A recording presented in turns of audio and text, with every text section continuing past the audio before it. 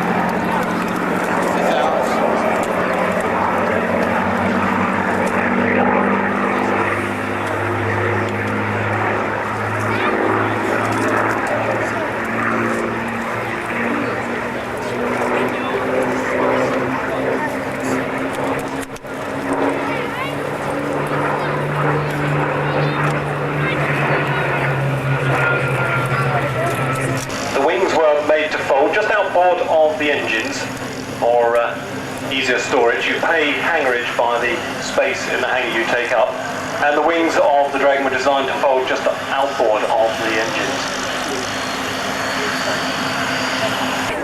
One as well.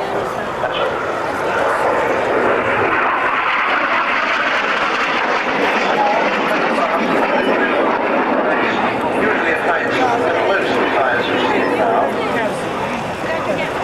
With what they rather charmingly call overlooking infrared laser range.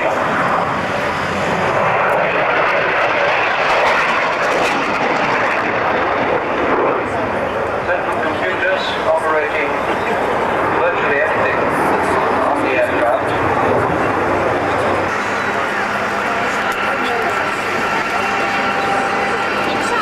The conditioning craft sends a climb at 600 feet for a captain. Standby cameras, diving, tilt.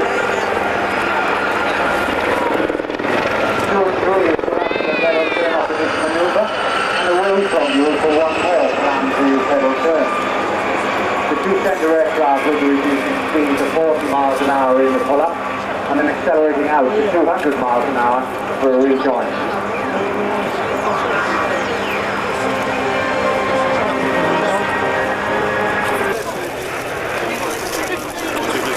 750 horsepower Bristol Pegasus engine rated in Group 3, climbs, cruising and crashes almost 90 knots. Standard armament is the 18-inch naval air-launched torpedo, you can see its clutches clasped under the swordfish's stomach. Also to carry mines, bombs, rockets even towards the end of the war. The aggressive aeroplane.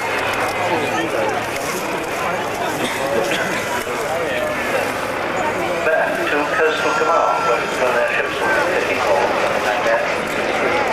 They went on to Coastal Command on duties, submarine spotting. Yes, thank you, John. That's very kind. We are doing quite well on raising money to replace the seafarer we lost, and we're hoping to have a result within a few weeks.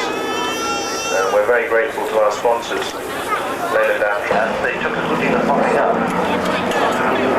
So this was very fast.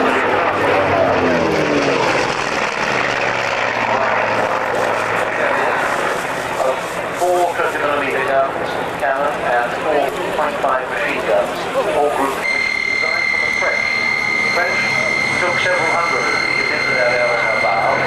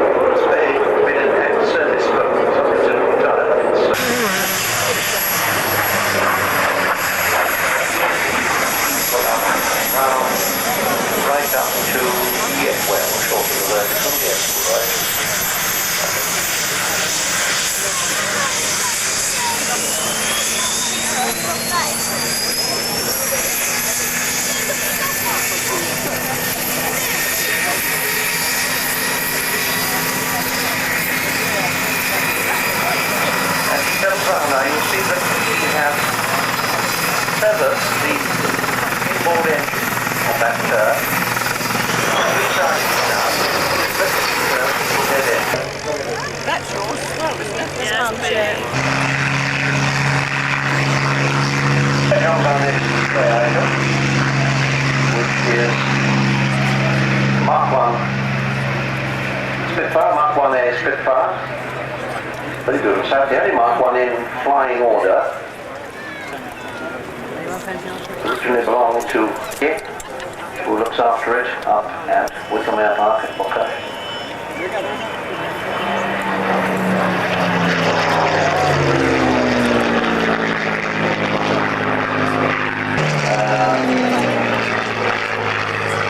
It never saw service, this airframe, as a fighting aeroplane. It hung on until 1941 as a Mark 1 after all its companions had been converted to Mark 5s and some of them later onto Mark 9s. All you had to do was take a Mark 1 airframe, put a bigger Merlin in and you've got a Mark 5. The changes were so there wasn't much call for Mark 1 Spitfires in 1941.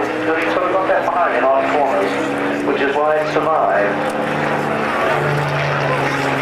This is the airplane schedule which Tony Bianchi was booked for low flying by the local policeman at the funeral.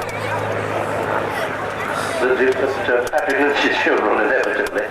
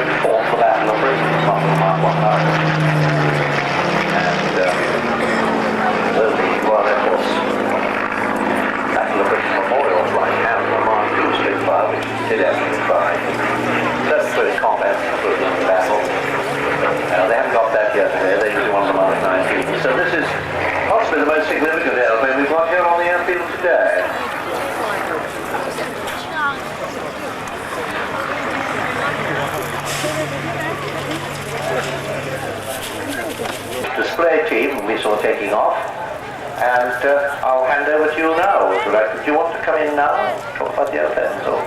Yes, good afternoon, ladies and gentlemen. I'd like to introduce you to the vintage aircraft team who will be coming through shortly, I hope.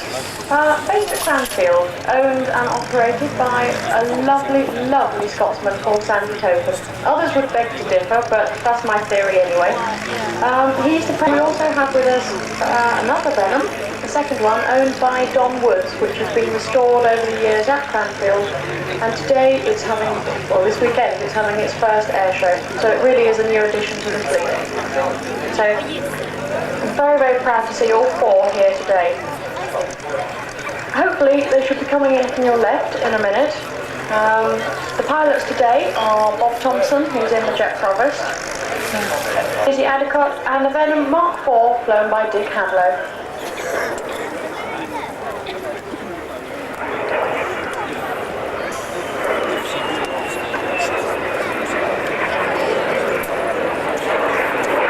Jet Provost is the only Mark III department left now. It had a short RAF career.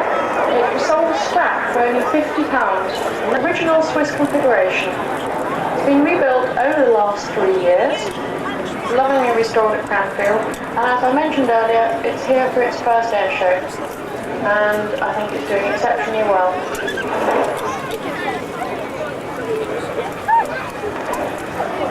It's flown by Keith Hartley. Keith Hartley is our new member on the team. He's been with us about 2 months. But although he is the new member, he is exceedingly highly qualified.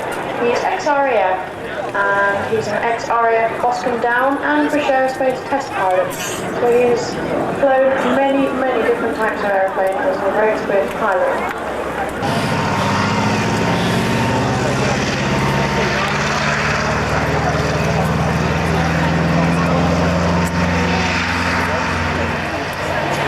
P-47 Thunderbolt taking off to hold. He's replacing one of the items which has had to drop out.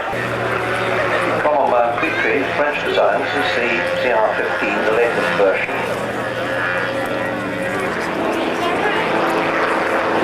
This big two-seat slim. The classic competition aerobatic aeroplane in Europe on both sides of the Iron Curtain.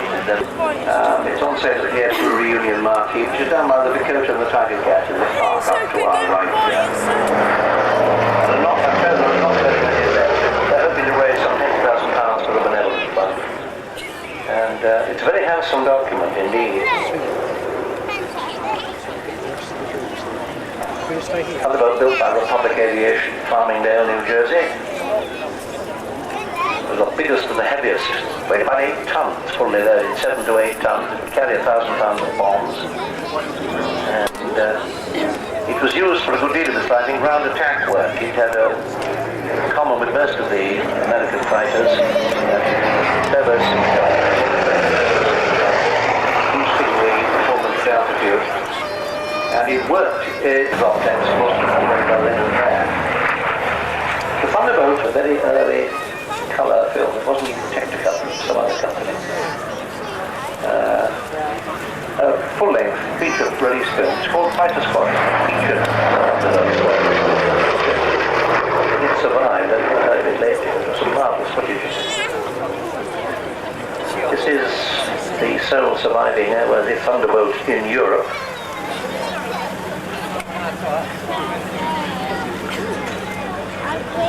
I've seen it described as the biggest and heaviest single-piston engine fighter in history. I'm not sure I'd like to accept that without research, but it could be very nearly true. Certainly, as far as service aircraft are concerned, I think it's true. An awful lot of them were built. There are only 5 in the world which still fly regularly. It's a unique sight. You may have seen it, in fact, in remarkable display. Big flaps, as you can see. Camber flaps increasing the lift.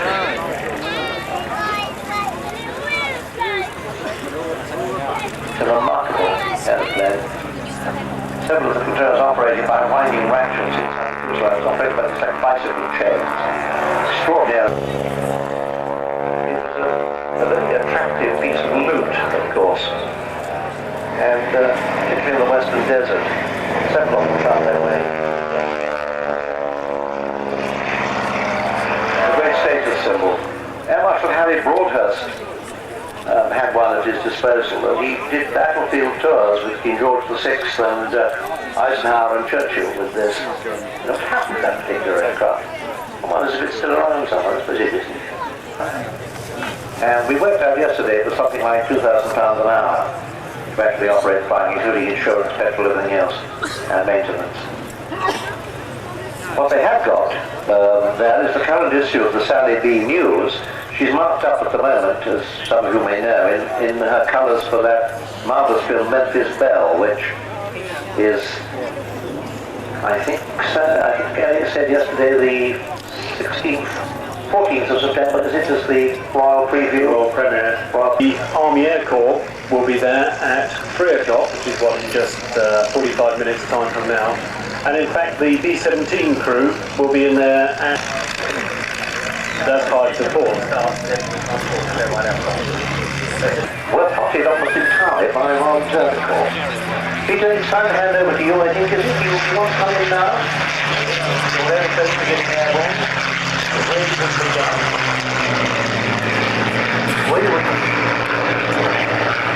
Where you would be down. We're meeting this morning at the time of inquiry with the German messengers. Where are you going after this? And we said, I'm going to France. And someone said, just like old times. Right, Peter, over to you. We're going to travel back 50 years and pretend that it's actually 1 o'clock on Sunday afternoon, the 18th of August, 1940. This was actually 3 days after the so-called Eagle Day, when 1,800 German aircraft were involved in the largest raids ever seen on southern England. Eagle Day so called because Goering had said that on that day he would smash the Royal Air Force airfields at base, and the pilots rushed out to the 12 Hurricanes of 32 Squadron and the 15 Spitfires of 610 Squadron. And at the same time, down there to the right, you can see a pair of Messerschmitt 109s coming in to strafe the waiting fighters before they could even get airborne. So as the Spitfires roared in, the Messerschmitts roared in, the waiting Spitfires roared off to take off. At the same time as the bombs fell, everything happened at once. Bombs falling, aiming for the runways. Spitfires and Hurricanes scrambling to get airborne before being caught on the ground. Pilots doing fuel bowsers, exploding. Bombs hit the grass all over the airfield, and the Messerschmitts coming in strafing. It was now every man for himself. There was no... The Hurricane, was it a Spitfire? Should they pull that trigger? Should they not? You can imagine the confusion that reigned.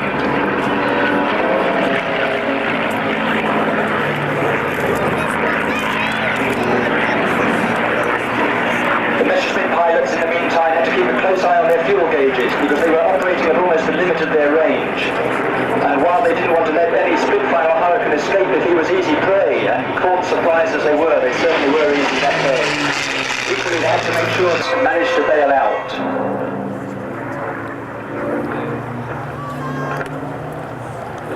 And as the dogfight continues over the airfield, obviously on the day itself, a lot of the dogfight would have happened a lot higher, but in fact for those aircraft that were caught just as they were taking off, there would have been activity this low down, as the pilots wheeled their aircraft in close proximity over the airfield. This was the sort of dogfighting, unlike modern day jet combat, where you really almost had to wait till you saw the whites of the enemy's eyes. And they say that the one you never saw was the one that always got you. So this close range, and the 8 Browning machine guns, .303 of the Hawker Hurricane Mark I, and the similar armament of the Vickers Supermarine Spitfire Mark I.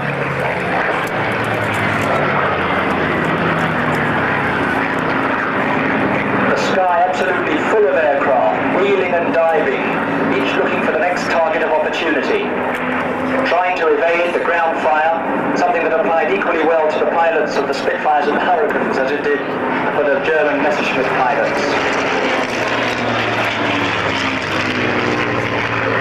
Spitfire and Hurricane pilots, who were almost at the end of a long flight over from France. A similar scene at the same time was being enacted over at Kenley, 4 miles to the west, as the bomber squadron continued on its next target. And a fighter escort broke off to do a similar thing at Kenley.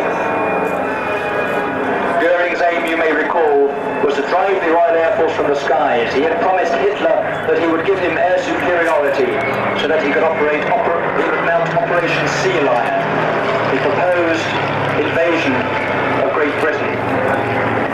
Something which Hitler was unprepared to do without air superiority.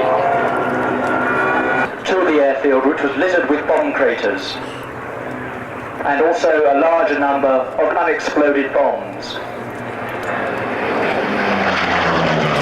The Hawker Hurricane, perhaps the unsung hero of the Battle of Britain, where often a great deal of credit was attributed to its more glamorous sister, the Vickers Supermarine Spitfire, which, although allegedly being a more delightful aircraft to fly, actually took part in fewer numbers in the Battle of Britain.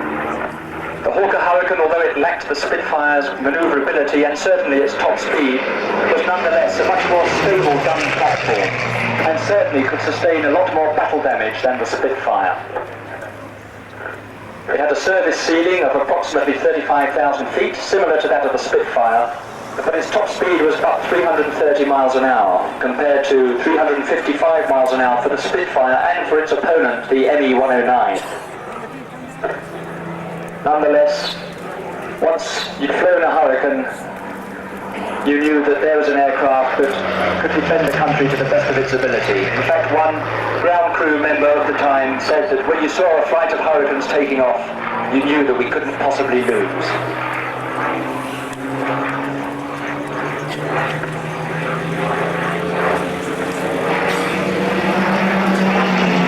Coming in now from the left to execute a very slow victory roll to symbolize the end of that day.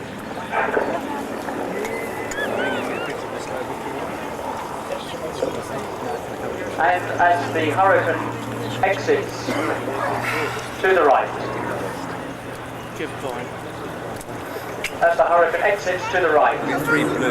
the next phase that we have along with all my to show you third class. a formation of Spitfires and Messerschmitts together.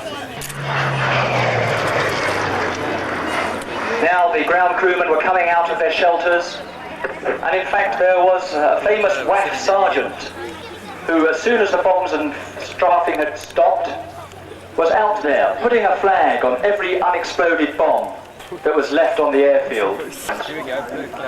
And indeed throughout the world, except in the abodes of the guilty, goes out to the British airmen who, undaunted by art, unwearied in their constant strength and motivated, are certain to tide the world war by their courage and by their devotion. Never in the field of human conflict was so much owed by so many to so.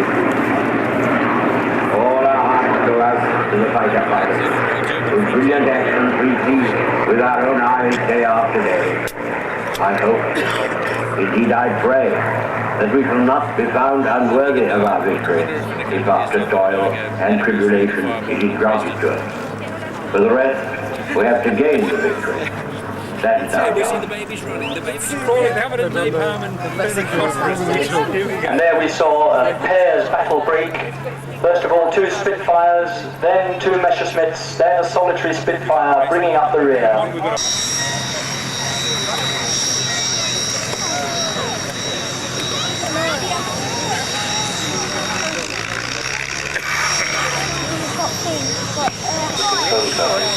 We've got that fabulous Dutch DC-3 made up in the KLM Flying Dutchman colours. The DC-3 Supporters Club will come over every year. They come to North Wheeling, they come here, they come to Westmoreland. We're jolly glad to see you all again.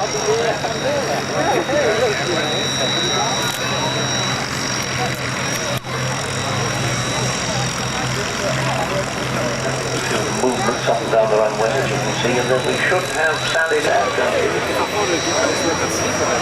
Dramatic departure against the place.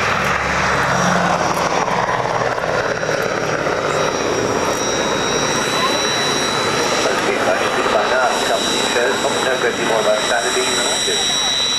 As I say, the Supporters Club is here if you want to know more about her, or to join in and help. Never been forgotten, still commemorated with the aircraft. Here she comes in from the right now. And the number 3 cowling is painted up in black and yellow checkers, so the personal markings of Ted on his harbour, and they're kept on that cowling again as a permanent reminder that he was the man who brought Sally Leo and made it possible still to watch there. So the service ceiling with the same engines as the B-17 up to something like 35,000 feet. And the higher you were, the safer you were, the better off you were anyway. That much further away from the black, German fighters had that much more trouble getting into the air.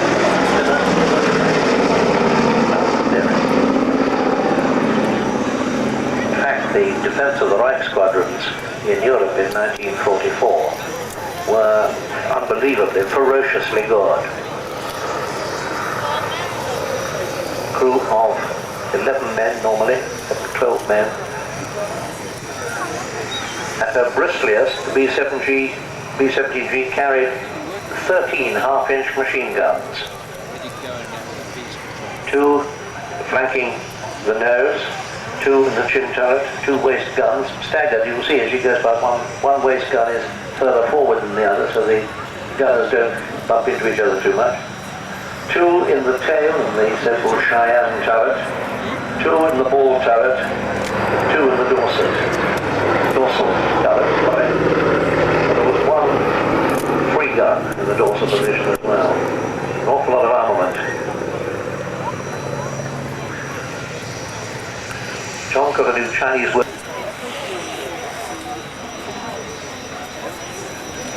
On this pass, you will see that Keith has got the bomb bay doors open, and you can see, in fact you can see right through, you can see out through the top of the fuselage as you go past, you can see out through the upper dorsal position. Keep in your memory the very small bomb bay in that big aircraft. Normally loaded only with about 8 500-pounder bombs. We want to compare that with the Lancaster bomb bay when we see that later in the afternoon. Stretch, you've got something. Yes, we have a police message. Sorry to interrupt, John. We have a police message. The owner of a gold Range Rover, registration LJB40P, the owner of a gold Range Rover LJB40P, that is parked outside the King Towing Club. Will you please return to your vehicle? Concerned about it. Very shortly, we will report so if you are the owner, we don't know the owner's name, a registered owner of the gold Range Rover, registration LJB40P, please return to the Range Rover with shortly releases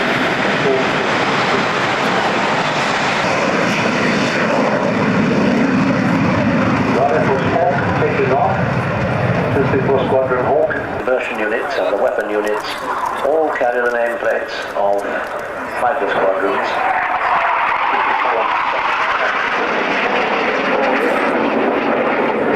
All these hawks are capable of being armed offensively in the local defence and ground attack role. In fact, the Hawk T1A basically is the one which is configured for ground for local defence.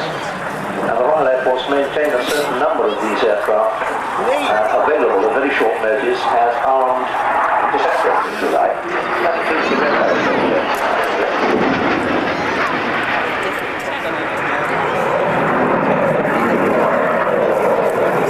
A team formation battle. Looking down now into box formation. Barrel row. Look for the evidence to deliver. By no means an easy thing to do well.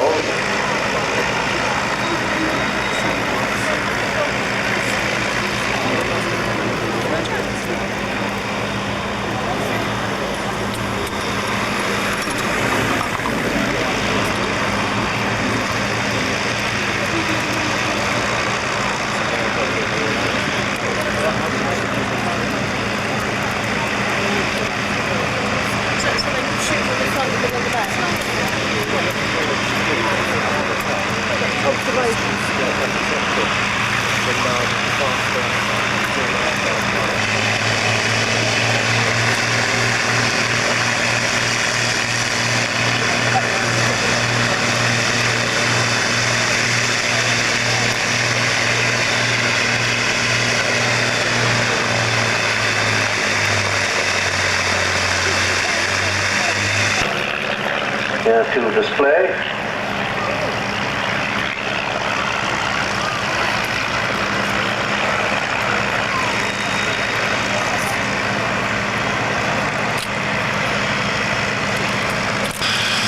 by 737 Coastguard, an Army Air Corps pilot from 62, flying in Hong Kong with Orchard and from Kuching in Borneo.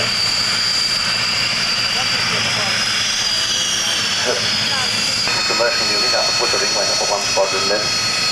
Harrier Mark 5, BR5.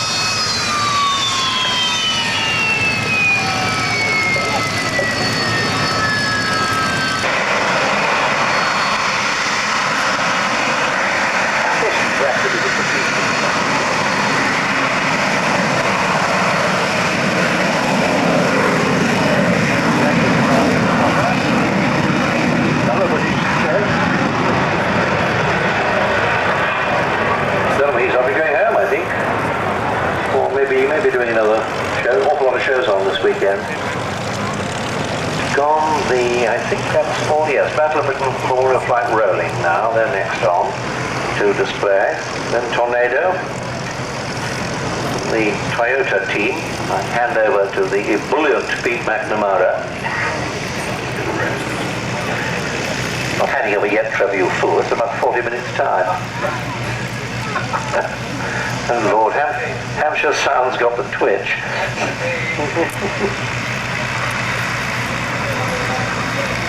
Black.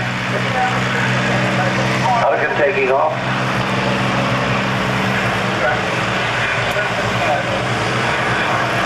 The markings of 249 Squadron. The particular aircraft curve being that of Lieutenant Nicholson, who during the course of the Battle of Britain won the only VC granted to fighter command in the whole war. Spitfire, one of the two Mark 19s, I think that was the third of certainly one of the first 3 aircraft obtained by the flight. And of course, the Lancaster. We just take a listen to this take off, we don't want noise, but it's happening.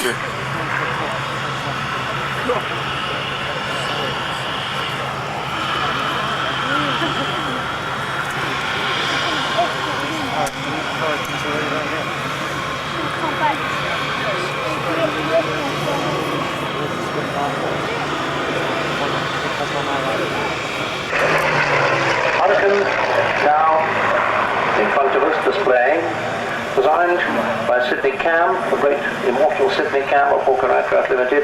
First flew November 35, entered service with Treble 1 Squadron at Northolt in December 37, about a year before the Spitfire.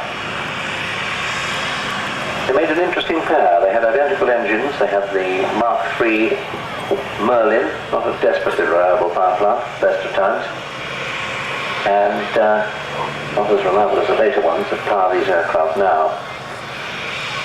Same armament, 12 rifle caliber machine guns, and roughly the same speed, rather slower than the Spitfire.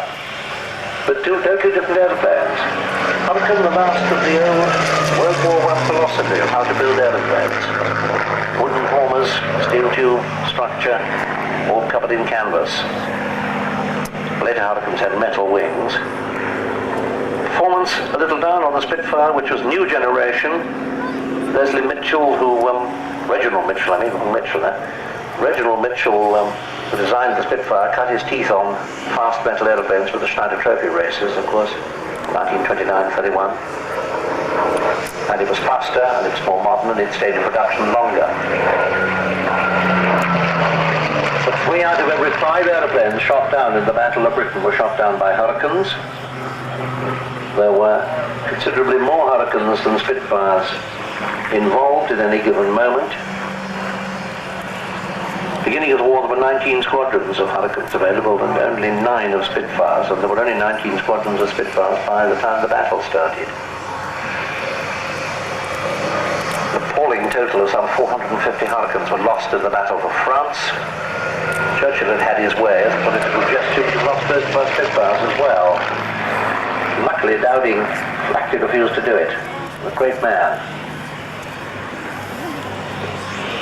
But along with the Spitfire, of course, operating in places like Biggin here, they were the airplanes which enabled a handful of dedicated young men to give the Germans their first defeat, gave the Luftwaffe its first bloody nose, and it shook them. The Battle of Britain was a tremendous turning point in the war. It was the first time the Germans had ever had to defeat, ever had to cancel an operation.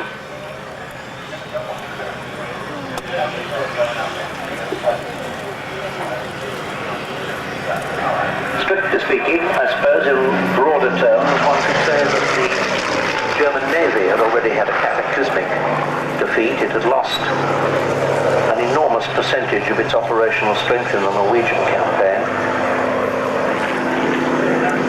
And it was the German Navy which dragged its feet about Operation Sea Lion, about the invasion of England, which would have been another disaster if it had taken place. Even if Goering had managed to clear the sky from the RAF, and there was no way he could have done it, he simply had no conception of what the RAF was about.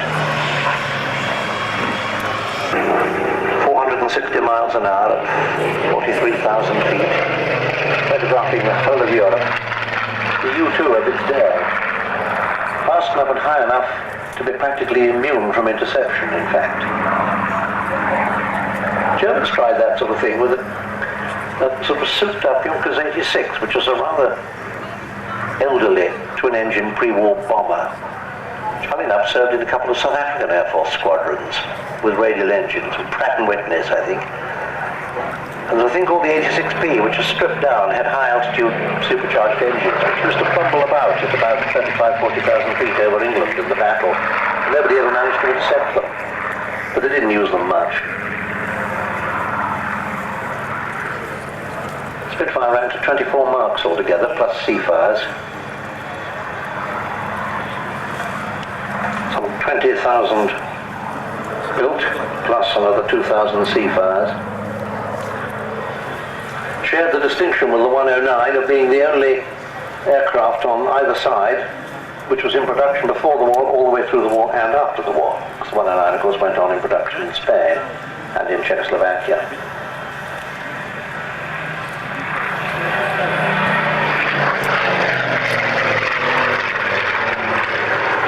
Confusing battlegrounds of modern history was the period in the late 1940s when the Palestine mandate was about to run out, and we were still rather silly trying to keep the peace between Israel and Egypt.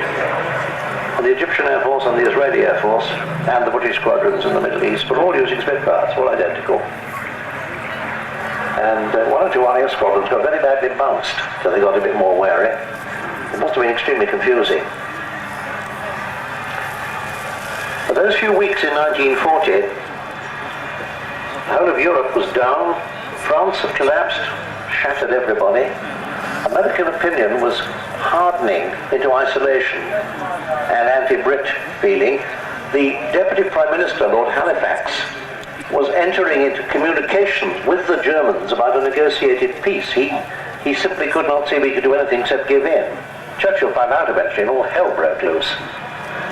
But Lord Halifax was actually conniving at a compromise peace, which shows you, and he was a very sincere and honest man, it shows you the way people felt about Britain in that summer, in June and July after Dunkirk. The American ambassador, John Kennedy, President Kennedy's father, was violently anti-British.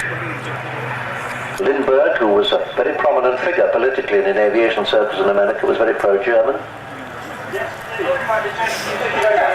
And then suddenly, in about 6 weeks, it all changed.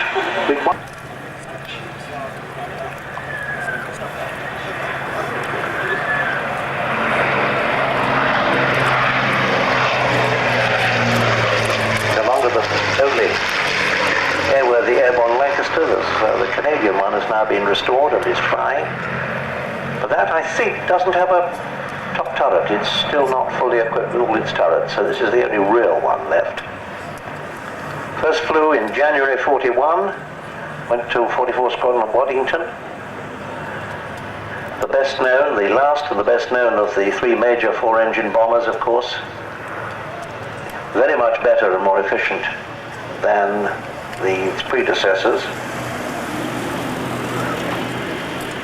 Lancasters, by mid-43, when the Bomber Command Offensive was getting into its full swing, Lancasters were dropping 132 tons of bombs per aircraft lost. Halifaxes were dropping half that number, and Stirlings were dropping about a third of that number. Now, we've got the Bombay. I drew your attention to that little Bombay on the Fortress earlier on. You ordered this one. The direct ancestor, of course, of that huge weapons bay on the Nimrod, as far as strategic thinking is concerned. The only aircraft in the world capable of lifting the 10-ton earthquake. The maximum number of Lancasters in service built and running at any one time was about 3,500, and they built 7,000 of them. Effectively, the whole of Bomber Command Lancaster force was wiped out and replaced during the war. That's a staggering thought. It was badly armed, of course. It was fighting against a determined and extremely clever enemy. 303 machine guns worse than useless against cannon-armed night fighters. And virtually you were defenseless. It was sheer luck if you hit anything. I'll do a great deal because here he comes.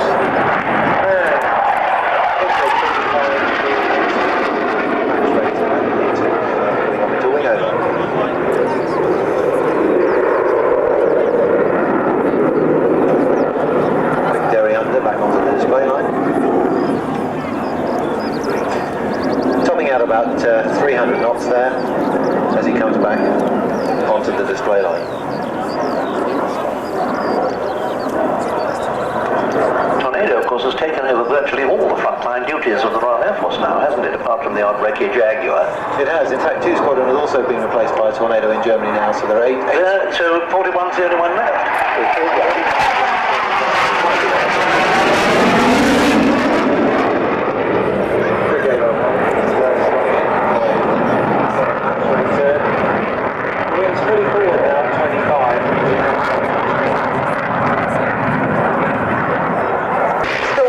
Flying, but somewhat slower, gentler, and a little bit more nostalgic than the very impressive performance by the Toyota team.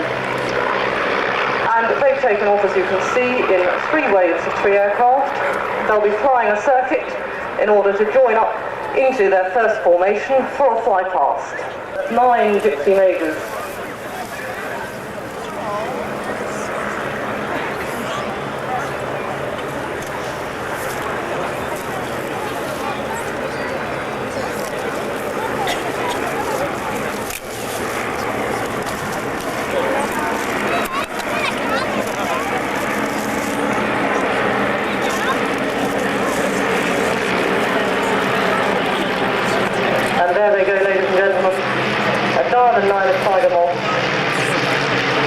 They'll be taking it around again, just to show that it wasn't a fluke that they got together in the first place. They're going to bring it round, change the formation, and then break it up and fly 3 smaller formations around the airfield before putting it all back together again. Is the youngest member of our team. He's a professional pilot, flies BAC-111s, the British Air Ferries, and he also manages to instruct in his spare time as well as flying for the team. And unlike the rest of our team members, he is single and unattached, and no doubt open to offers. The number 5 position, John Watkins. John was in fact a de Havilland apprentice many years ago on the Comet airliner.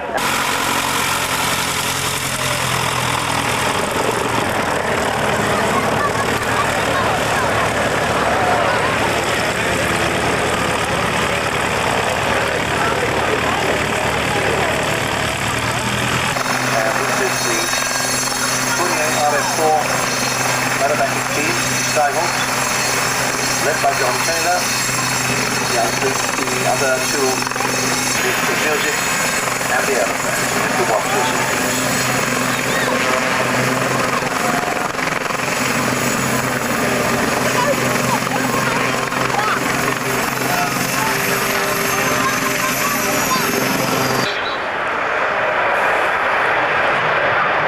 Displaying the Harrier 5, the operational commercial unit, which lives up at Wittering with the Harriers. The Harrier GR5, I think all the operational squadrons now, I think, are converted onto 5s.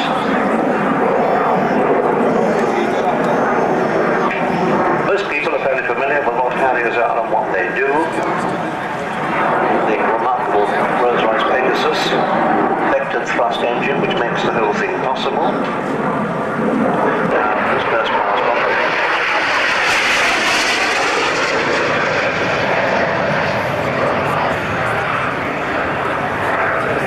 This display is certainly one of the best solo displays we've seen over this weekend.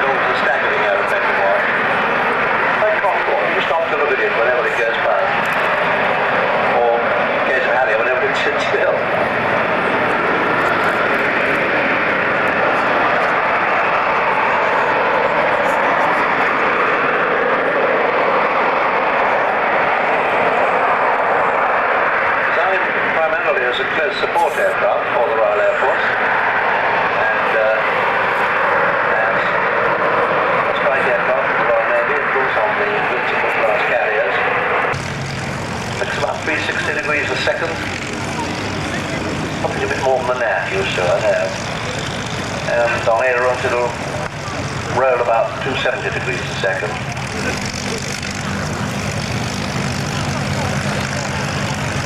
Message please to the F-20 tent as soon as possible, please.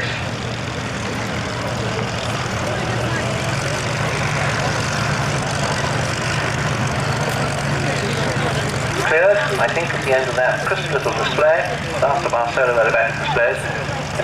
Elephants taxiing out now.